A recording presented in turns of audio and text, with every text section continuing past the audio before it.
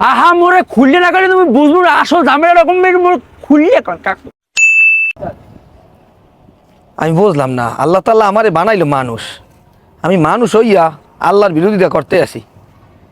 আলেমরা বয়ান করে আল্লাহ নাকি আমাকে অনেক মহব্বতের সহিত বানাইছে, আল্লাহর জমিনে আডি, আল্লাহর তা খাই, ভিতে অক্সিজেন ব্যবহার করি, আবার আল্লাহর বিরোধিতা করি। তার মানে কি হইলে আমি কি আল্লাহর বিরুদ্ধে যুদ্ধে নামছি? আমি মানুষ হই আল্লাহর বিরুদ্ধে যুদ্ধে নামি, আমি কি টিকে থাকতে পারবো?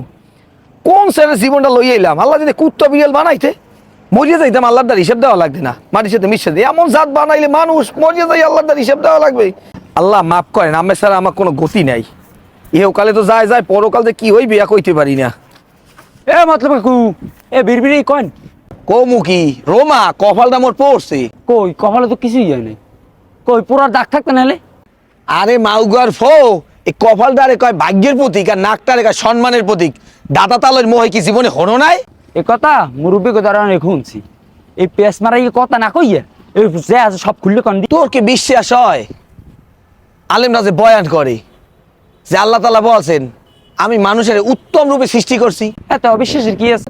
হ্যাঁ পারে আরো কয় মানুষ সৃষ্টির সেরা জীব, এটাও কি তোর বিশ্বাস হয়? এত অবিশ্বাসের কি আছে? আমাকেও আল্লাহ বলে দুনিয়াতে পাঠাইছে, রিজিকের ব্যবস্থা হে রাখছে, সুস্থতার মালিক হে, আবার হায়াত মহুয়াত হ্যাঁ বলে হেরাতে, আবার পরকাল বলতেও একটা জিনিস আছে। আবার দুনিয়াতে বইয়ে যদি ভালো কাম হরি হ্যাঁ কেয়ামতের মাঠে বলে উঠাইবে, আর যদি অন্যায় কাম হরি হ্যাঁ কেয়ামতের মাঠে আল্লাহ ধরিয়ে গুর্জার বাড়ি দেবে। তোর কি আর বিশ্বাস হয়? আহা বাবু এ কথায় বিশ্বাস না আর কি আছে কন দি আমার। এই যে চিনতে হয় যে মুই পাগল হয়ে যাইতে আছি, দুনিয়ার পরিস্থিতি মোর আর ভাল লাগতে আছে না। মনে করো 7 দিনের মনে হয় মোরে 1 দিন, 1 মাসের মনে হয় 7 দিন, 1 বছরের মনে হয় মোরে 6 মাস। হায়াত চলিয়ে যাইতে ফজর আজান দে, মাগরিব আজান দে, বয়স চলিয়ে যেতে দাঁত পুরাই ধরতে আছে, চুল পড়িয়ে যাইতে আছে, মেধা শক্তি কমে যেতে, সোয়ের পাওয়ার হ্যাঁ কমে যাইতে আছে, আমরা ধরতে দিতে আছে। কিন্তু পরকালে যাইয়ে যে হিসাব দেবো, কি দেবো, কোন কপাল লই সামনে খারাপ? আহা মোরে খুললে না করে তুমি বুঝবো না আসল ঝামেলা রকম মোরে খুললে কাকু। আরে শ্যামরা তোরে বুঝাবো কি দেখতে পারি না। আলেমরা বয়ান করে আমাকে নবী হযরত মুহাম্মদ সাল্লাল্লাহু আলাইহি সাল্লাম কইছে কিয়ামতের আগে হ্যাঁ উম্মতেরা মানে মোরা গরম কয়লা হাতে রাখা যাইবে, ইমান রাখা যাইবে না। হেই তো শুরু হইতে আছে, ইমান তো রাখতে পারতে আসি না। আমি রিমাইন্ডার রাখতে আবার কেডা বাদাল করলো? তুই সবাই দেখো না এআই প্রযুক্তি বাইরেছে, এই প্রযুক্তি আইছে মোগো ব্যান্ড আরো ভালো হয়েছে, সামনে যে কাজগুলো সেটা আমরা হলে করতে পারবো, সবকিছু দিয়ে মোগো সুবিধা।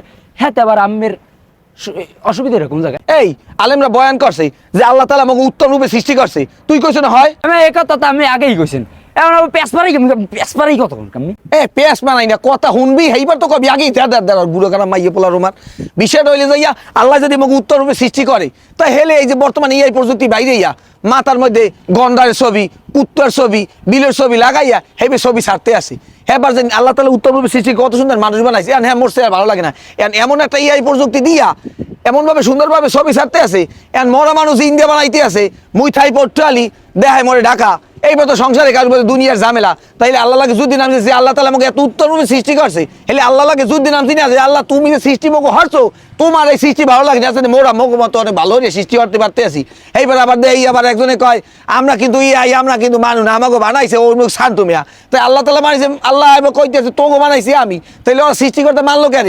আর একজন আর তাহলে সিঁড়ি কইলো না, হেলে আমাকে মুসলমান ভাইরা জাহান্নামের দিকে আগুই গেলে না, তাই এই পর্যন্ত পিছনে বাস খাইতেছে মুসলমানরা, এটা চিন্তা হয় না, এই তো পাগল হয়ে যাইতেছি। ও কাকু এই প্রযুক্তিতে যা উপকার হাতে কিন্তু ক্ষতি হইতেছে বেশ। আমের কথা শুনে এইটুই বুঝলাম, এত আল্লাহর বিরোধিতা করা হইতেছে। আল্লাহর বিরোধিতা যারা করে তাকে তো জাহান্নাম ছাড়া কোনো উপায় নাই। কাকু এই দেখো বাঁচার কোনো ঔষধ নেই। আলেম হইলে কোরআন হাদিস লই বই রইছে যে মুমিন বান্দারে ইসলামের পথে ধাবিত করতে হবে, জান্নাতের আগুন থেকে বাঁচাইতে হবে, এই দাজ্জালের ফিতনা থেকে আমাকে বাঁচতে হবে, এছাড়া কোনো উপায় নাই। কাকু এই দাঁড়ালাই দিয়ে বাঁচার বাইরে আমাকে 5 ওয়াক্ত নামাজ আর এই কোরআন ছাড়া আমার কোনো উপায় নাই। উপায় নাই যে বুঝছো, এটা কাজে কর্মে সমাজে নমাজে ফ্যামিলির মধ্যে এটা চালু করতে হবে, নাইলে উপায় নাই।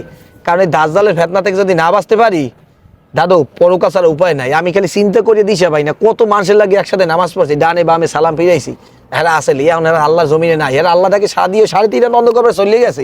কিন্তু বেঈমান হয়ে যদি মরিয়ে যায় কি অবস্থা হইবে কেউ কইতে পারবে না। আল্লাহ সবার হেফাজত, ভালো লাগে না বাবা, যা। কাকু ভালো থাকেন, হ্যাঁ দোয়া করিস। মাটির বাড়ি মাটির ঘর মাটির হবে বিছানা।